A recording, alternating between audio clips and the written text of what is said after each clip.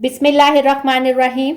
Assalamu alaikum students. Hope you all are fine. In previous lecture we did the problems of unit number 2 kinematics.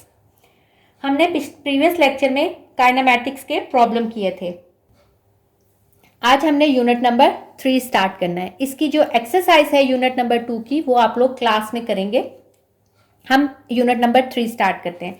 Unit number 3 start करने से पहले unit number 2 का नाम था kinematics और unit number 3 का नाम है डायनामिक्स. इन दोनों में क्या फ़र्क है या क्या चीज़ें कॉमन है?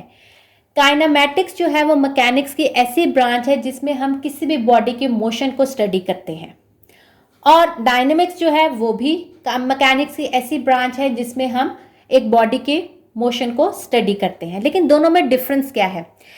काइनेमैटिक्स एक ऐसी ब्रांच है जिसमें हम सिर्फ किसी भी बॉडी के मोशन को डिस्कस करते हैं. उसमें ये डिस्कस नहीं करते कि उसमें वो मोशन क्यों पैदा हुआ, यानी कॉज ऑफ मोशन हम डिस्कस नहीं करते. लेकिन डायनामिक्स जो है वो ऐसी ब्रांच ऑफ मैकेनिक्स है जिसमें हम मोशन ऑफ ए बॉडी को भी डिस्कस करते हैं और उसके कॉज को भी डिस्कस करते हैं जिसकी वजह से बॉडी मोशन में आती है. तो काइनेमैटिक्स जो है is the branch of mechanics that deals with the study of motion of a body without discussing the cause of the motion. And dynamics is the branch of mechanics that deals with the study of motion of an object and the cause of its motion. Dynamics में cause और motion दोनों को study किया जाता है. ठीक है, तो ये इसमें जो डिफरेंस है वो ये है कि काइनेमैटिक्स में कॉज डिस्कस नहीं होता और डायनेमिक्स में कॉज डिफरेंस होता है, और दोनों में कॉमन क्या है कि दोनों में हम मोशन ऑफ ए बॉडी को स्टडी करते हैं. चलिए अब हम स्टार्ट करते हैं डायनेमिक्स का यूनिट. सबसे पहले डायनेमिक्स की डेफिनेशन को मार्क कर ले. पेज नंबर 57 पे है, पैराग्राफ में, यहाँ थर्ड लाइन में, the branch of mechanics that deals with the study of motion of an object and the cause of its motion is called dynamics. यानी इसमें हम मोशन ऑफ ए बॉडी को discuss करते हैं और कॉज को, उसको हम क्या कहते हैं? डायनेमिक्स. अब हम इसमें कुछ चीज़ें डिस्कस करेंगे. Force, inertia and momentum. Force क्या होता है? आप लोगों के जहन में आता है फोर्स से कि फोर्स लगा के हम किसी चीज़ को मूव करवाते हैं. ठीक है, लेकिन फोर्स खाली ये नहीं है. फोर्स लगा के आप किसी चीज़ को मूव भी करवा सकते हैं, किसी चीज़ को रोक भी सकते हैं, यानी किसी बॉडी की मोशन को रोक भी सकते हैं फोर्स लगा के. आप फोर्स लगा के किसी चीज़ की मोशन, कोई बॉडी मोशन में है उसकी डायरेक्शन को भी चेंज कर सकते हैं.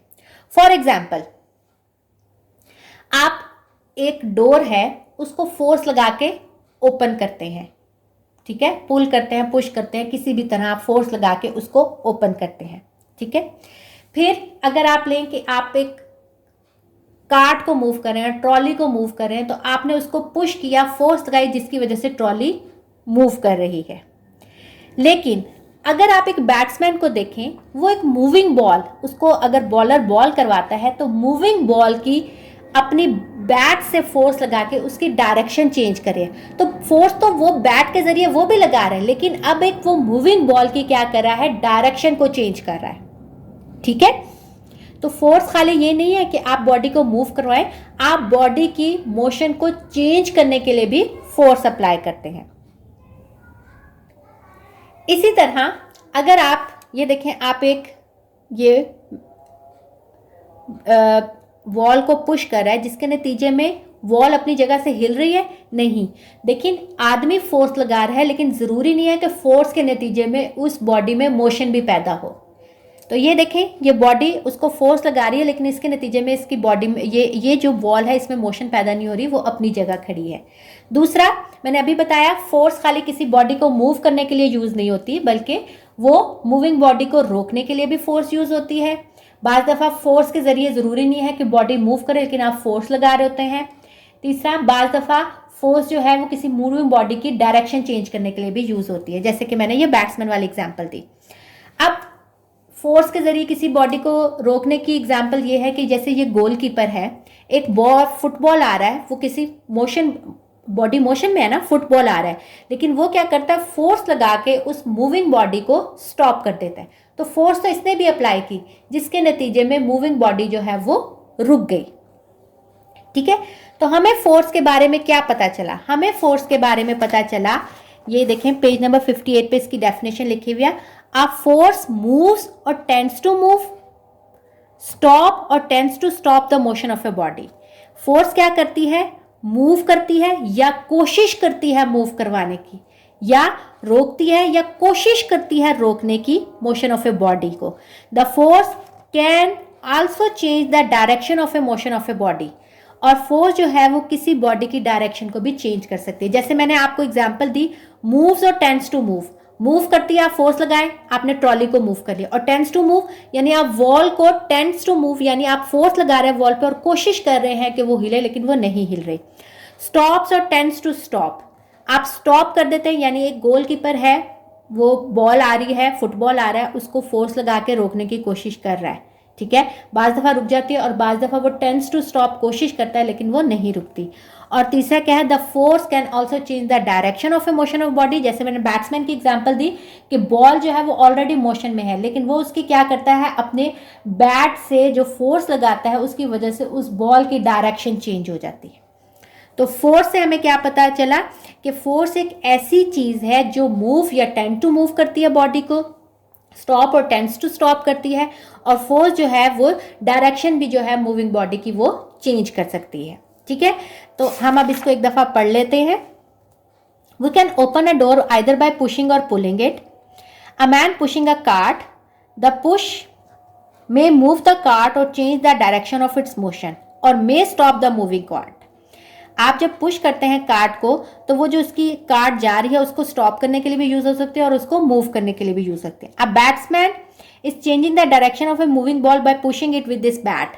एक बैट्समैन जो है वो अपने बैट से उसकी मूविंग बॉल की डायरेक्शन चेंज कर रहा है। A force may not always cause a body to move. Look at the picture shown in figure. A boy is pushing a wall and is thus trying to move it. Could he move the wall? क्या वो wall को move कर सकता है? No, क्योंकि वो जितना मर्जी फोर्स लगा ले वो वॉल को मूव नहीं कर सकता। A goalkeeper needs to force to stop a ball coming to him. और एक गोलकीपर जो है वो फोर्स लगाएगा ताकि जो फुटबॉल उसकी तरफ आ रहा है उसको रोक सके। यहां से हमें सारे एग्जाम्पल से पता चला कि हमारे पास जो फोर्स है वो टेंड्स टू मूव या मूव करती है, या टेंड्स टू मूव स्टॉप और टेंड्स टू स्टॉप, और किसी भी मूविंग बॉडी के डायरेक्शन को चेंज करने के लिए जो हम कुव्वत या वो अप्लाई करते हैं वो फोर्स होती है। तीसरी चीज कि बाज दफा अगर आप देखें, आप नाइफ लेते हैं, उससे फोर्स लगाते हैं एप्पल के ऊपर, जिसके नतीजे में एप्पल कट जाता है। अब देखें, आपने फोर्स लगाई, लेकिन बॉडी जिस पे आपने फोर्स लगाई आपने उसकी शेप को क्या कर दिया, चेंज कर दिया, या साइज को चेंज कर दिया। तो फोर्स जो है वो किसी भी बॉडी की शेप और साइज को भी चेंज कर सकती है, ठीक है। ये यहां लिखा हुआ है, you can cut an apple with a knife by pushing a sharp edge into the apple. Thus a force can also change the shape or size of a body on which it acts. तो हमें पता चला कि force जो है वो किसी body के शेप और साइज को भी चेंज कर सकती है। तो फोर्स एक वेक्टर क्वांटिटी है, इसकी यूनिट जो होती है वो होती है न्यूटन, और इसका फॉर्मूला जो है वो होता है F is equal to ma, ठीक है। अब हम पढ़ते हैं इनर्शिया। इनर्शिया क्या होता है?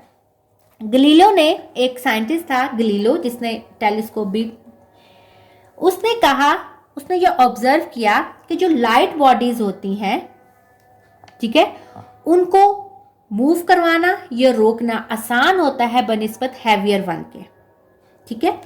उससे उसने ये कहा कि हर बॉडी रेजिस्ट करती है अपनी पोजीशन चेंज होने से, या अपनी डायरेक्शन चेंज होने पे, या अपनी शेप और साइज चेंज होने पे रेजिस्ट करती है, ठीक है। जैसे अगर आप देखें, आप एप्पल को कम फोर्स से काट लेते हैं, लेकिन अगर आप इसकी जगह वाटरमेलन लें तो आपको फोर्स ज़्यादा लगेगी, क्योंकि वो उसकी निस्बत हैवियर वन है, बिग वन है, ठीक है। तो गलीलो ने ये कहा कि आपके पास जो लाइटर बॉडीज होती हैं उनको मूव करवाना या रोकना आसान होता है बनिस्बत हैवियर वन के। इसको पढ़ते हैं। Galileo observed that it is easy to move or stop light object than heavier one. Heavier objects are difficult to move or if moving then difficult to stop. अगर वो ऑलरेडी हैवियर वन मूव कर रही है तो मुश्किल होता है रोकने के लिए। जैसे फॉर एग्जाम्पल बाइक है, वो लाइटर वन है और उसके मुकाबले में ट्रक है, तो बाइक को आप पुश करने से, एक बंदा भी पुश करे तो बाइक चल पड़ती है, लेकिन ट्रक को दो बंदे भी पुश करें तो वो नहीं चलती। इसी तरह एक मूविंग बाइक को रोकना आसान है बनिस्बत एक मूविंग ट्रक के। Newton concluded that every body resist in change in its state of rest or uniform motion in a straight line. तो न्यूटन ने ये इससे कहा, उसने ये नतीजा निकाला, गलीलो ने ऑब्जर्व किया था, जिसके नतीजे में न्यूटन ने ये नतीजा निकाला कि हर बॉडी रेजिस्ट करती है कि उसके स्टेट ऑफ रेस्ट से उसको चेंज किया जाए या वो एक यूनिफॉर्म मोशन में जा रही है उससे उसको रोका जाए, यानी उसकी उसमें तब्दीली जाई जाए। तो हर बॉडी रेजिस्ट करती है। He called this property of matter inertia. इस प्रॉपर्टी को उसने क्या कहा? इनर्शिया। इनर्शिया क्या है? Related the inertia of a body which is mass, great is the mass of body, great is the inertia. और अगर हम इनर्शिया को रिलेट करें तो वो किससे रिलेट करता है? मैस से। जितना मैस ज़्यादा होगा उसमें उतना ही इनर्शिया ज़्यादा होगा, जितना मैस कम होगा उसमें इनर्शिया कम होगा, यानी वो उतना ही कम रेजिस्ट करेगा। तो इनर्शिया की डेफिनेशन है, inertia of a body it's a property of matter. Inertia of a body is the property due to which it resists any change in its state of rest or motion। ये एक ऐसी property है जिसके नतीजे में वो body resist करती है कि उसकी स्टेट ऑफ रेस्ट को चेंज किया जाए या स्टेट ऑफ मोशन को चेंज किया जाए। इसका एक्सपेरिमेंट अगर आप देखें, एक ग्लास लें, उसके ऊपर एक कार्डबोर्ड रखें और ऊपर एक कॉइन रखें। अगर आप एक फिंगर से उसको कार्डबोर्ड को हटाएंगे तो कार्डबोर्ड के साथ ये कॉइन मूव नहीं करेगा, क्योंकि ये स्टेट ऑफ रेस्ट है, वो उसी उसमें रहेगा, वो नीचे ग्लास में गिर जाएगा। ठीक है, तो ये इनर्शिया की वजह से है कि एक बॉडी जो है वो रेस्ट में होती है तो रेस्ट में ही रहना पसंद करती है, अनलेस कि आप उसके ऊपर ज़्यादा फोर्स लगाएं, और अगर मोशन में है यूनिफॉर्म में तो वो मोशन में ही रहना पसंद करती है। ठीक है, उम्मीद है कि आपको फोर्स और इनर्शिया जो है वो समझ आए होंगे। इंशाल्लाह हम नेक्स्ट लेक्चर में मोमेंटम और न्यूटन का फर्स्ट लॉ डिस्कस करेंगे। आप लोगों ने इसमें फोर्स की डेफिनेशन याद करनी है, आपको इसका यूनिट पता होना चाहिए, इसकी क्वांटिटी पता होना चाहिए, इनर्शिया की डेफिनेशन पता होना चाहिए, ये पता होना चाहिए कि इनर्शिया जो है वो किस पे डिपेंड करती है, मैस, उसके मैस पे डिपेंड करती है। और आपको फोर्स की कोई ना कोई आपने एग्जाम्पल्स जो है वो करनी है, चाहे बैट्समैन वाली कर लें, चाहे फुटबॉल, चाहे कार्ड, कोई भी आपने एक एग्जाम्पल जो है वो इसमें से करनी है। ओके स्टूडेंट्स, टेक केयर, अल्लाह हाफिज़।